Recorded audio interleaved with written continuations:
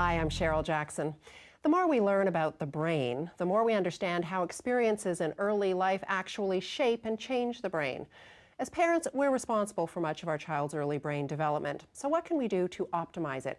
Are there things we can do with our kids that will prepare them for a happy, healthy life? Jennifer Kolari says there are. She's a child and family therapist, and she's author of Connected Parenting: Transform Your Challenging Child and Build Loving Bonds for Life.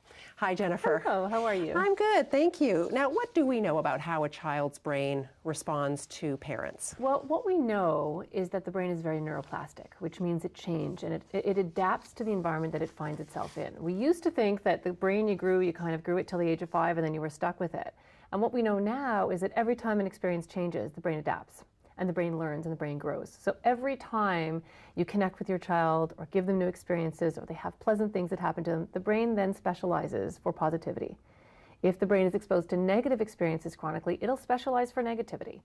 And so we have a huge responsibility as parents to shape our children's brains. Okay, now you talk a lot in your research about oxytocin. What does that have to do with anything? So oxytocin, we typically think of oxytocin as the hormone you're given to stimulate labor.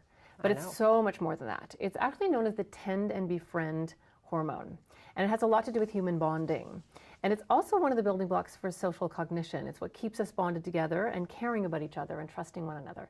So you kind of have to think of it as a deal that nature made. The brain isn't finished developing till about 25 years old. So thankfully, we don't have to give birth to 25-year-olds. Right. What nature's done is it's given us oxytocin. And oxytocin keeps us very, very closely bonded to our kids because human babies and human children stay with their parents for a very long time, more than any other animals in the animal kingdom. And we need to stay connected. So that's our bond. Sort of think of it as an endless fourth trimester. And so what does it do for a child? Please no. And so what does it do for a child, though? It does incredible things. It actually strengthens the immune system. So when there's high levels of oxytocin in the brain, it makes you healthy. It contributes to mental health and social health. It actually speeds up neuroplasticity, so you learn faster. You learn better. Anything you're exposed to in learning, if there's nice, good levels of oxytocin in the brain, you're going to learn faster. If the brain is stressed and there's high levels of cortisol, which is a stress hormone, you're going to learn slower because the brain has other things to do. It has to keep you safe. It's a regulator, so it helps you to calm down and relax and become more resilient. So oxytocin is actually a very powerful anti-stress hormone. Okay, so I guess you want to keep this flowing in your children. Yes, and in you. Well, that's true, I guess, in the parent. Okay, so there's a double benefit there. And it feels good. You know when you look at a baby and you just want to they're so cute, and you get that rush, that feeling, you can actually feel the flood of those beautiful reward chemicals like oxytocin and opiates and endorphins flood you. Okay. And it's lovely. So how do you keep this going in your child? Well, it's a good question. And a lot of us think, oh, I do that. You know, I snuggle my kids. It seems like instinct. Yeah, we do. We do. So what I would say is if you're doing it fantastic, do it more. Think of it as brain food. Think of it as emotional nutrition. And we're very stressed as families. We're busy. We're running around all over the place. We're constantly thinking about taking our kids to programs and doing homework and getting them to bed. And we sort of function in task management mode with our kids a lot. We talk at our children, so it's really important to talk to our children. And I don't know this study, but it was done in the States, and I think it's about 7 minutes a week. 7 minutes a week? Yeah, I think it was 7 minutes a week that parents actually talk to their children. The rest of the time is talking at. What do you mean? What's the difference? Give me an example. The difference is hang up your coat, sit down, have you done this, where's that, how was school? Okay, that's great. And the other is, so tell me, what did you do in gym today? Oh, you did that, and what was that like, and was that fun? And we think we do that, but we actually need to do it more. It's very, very important for bonding, and it's important for the brain. Can you give me some more examples? Because you're right. I mean, when I think about how we talk to our kids most of the time, it is a lot of the sort of instructions, you know. Or teaching moments. Teaching We're moments. Big on those. Yeah, we like teachable moments, don't we?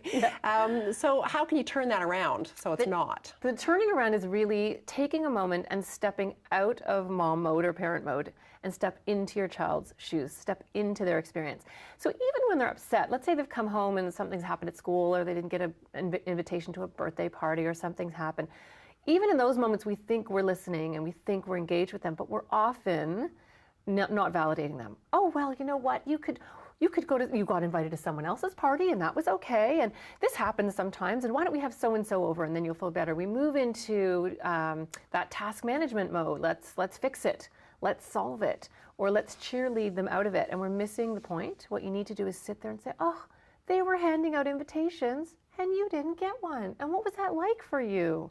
to see everyone else get one you didn't get. Don't be afraid to kind of sit there right where they are in that moment, and then they get that flow of oxytocin because they know you're really listening. And it also helps them learn not to be afraid of their emotions, but that they happen, and that mom and dad are going to be there to listen through it. And then you can have your teaching moment. Then you can try to fix it and make it better. So even though it's a negative story, probably, maybe, coming from your child, you can turn it into something positive? Is that it? Well, you can, because there's a lot of positive things that come from adversity. Reasonable adversity, non-catastrophic events are very healthy for the brain. They're very healthy for the brain, so that the child has experiences, learns they can get through it. That didn't feel very good, but I was okay, and I can use what I learned to apply to a new situation. And mom and dad helped me through it. Right. These are very important things. Healthy adversity is a very good thing for the brain. Well, I would think the tendency might be for parents hearing you to make everything positive. Yes. But that's not what you're talking about. We talked at the beginning about the brain being neuroplastic and growing around experiences.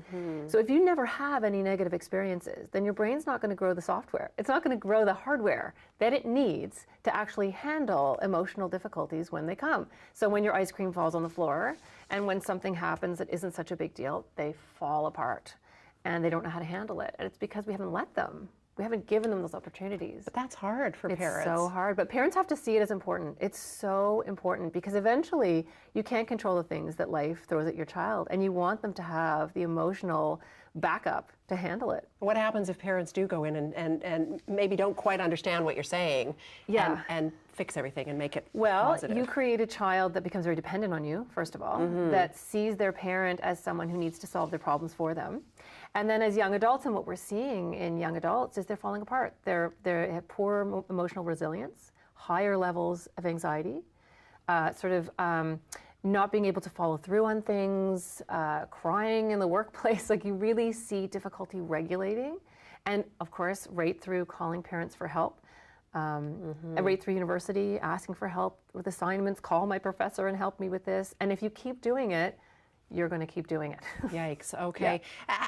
Is it ever too late to start doing these kinds of things with your kids? I mean, I'm sure there will be parents watching who have, teenagers who think, oh, I maybe didn't quite get this right. It's a great question, and no, it's never too late. The brain is neuroplastic, which means all the way through, even your adult children, you can use these techniques with, and they work.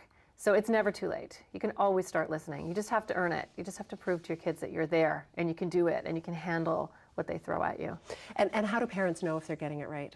What are they going to see? You know what? You can feel it. You can see, when I work with younger children and even with teens, you can see when they're very tightly bonded to their parents and the parents listen to them and they can go home and work these things through with their parents. You just see the shoulders back, you see the chin up, you just see them a little more bouncy, a little more resilient. Things happen and they go, oh, well, that sucked. But they're able to move through it and not take it so personally. It's not such an injury to them. It's a thickening of the skin, basically. All right. And how does this affect their learning? Well, it does in many ways, first of all. When the brain is filled with these lovely reward chemicals and everything is balanced and the attachment is good, it affects attachment circuitry, which also affects executive functioning. So they learn better, they're calmer, they can pay attention better, they don't have cortisol flying through their body, so they're not emotionally itchy and irritated. So they can focus and concentrate. And when the brain is calm and happy, that's when you learn. That's when you can learn. When you're stressed and upset and worried about your own problems, you can't focus on adapting and learning new situations and learning new things. So, okay, thank you so much. You're welcome. To take in there. Thanks, yes. Jennifer. My guest has been Jennifer Kolari. Support Ontario's public television. Donate at tvo.org.